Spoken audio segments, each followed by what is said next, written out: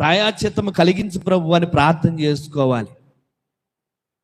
ఒకవేళ నీ జీవితంలో ఏమైనా విరోధాలు, విరోధ భావాలు, కక్షలు, లేకపోతే ఎవరినైనా నువ్వు కన్నీటిని దుఃఖపెట్టుంటే గనుక, ఎవరినైనా నువ్వు బాధ పెట్టుంటే గనుక, ఎవరి విషయంలోనైనా నువ్వు దోషిగా నిలబడితే గనుక, అదంతా కూడా దేవుని సన్నిధికి వచ్చి ధూపార్తిని తీసుకొని అహరోను ఎలాగైతే ఆ ప్రత్యక్షపు గుడారంలోకి వెళ్ళి ధూపార్తి వేశాడో, నువ్వు కూడా నీ పాపం విషయంలో, నీకున్నటువంటి ఆ దోష విషయంలో దేవుని సన్నిధికి వెళ్ళి ధూపం అనే ఒక ప్రార్థన దేవుని సన్నిధిలో ఒక పొగలాగా దేవుని సన్నిధికి నీ ప్రార్థన వెళ్ళగలిగితే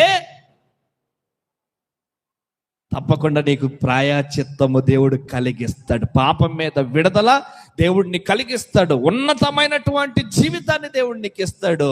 ఆ తెగులు, ఆ బాధలు, దేవుని దగ్గర నుండి వచ్చే ఆ యొక్క కోపాగ్ని నీ మీదకి రాకుండా నువ్వు కాపాడబడతావు, నువ్వు రక్షించబడతావు. అటువంటి రక్షణ ఈ రాత్రి నీకు, మన కుటుంబానికి, మన సంఘానికి, మన గ్రామానికి, సార్వత్రిక సంఘానికి దేవాతి దేవుడు అనుగ్రహించి బలపరుచును గాక.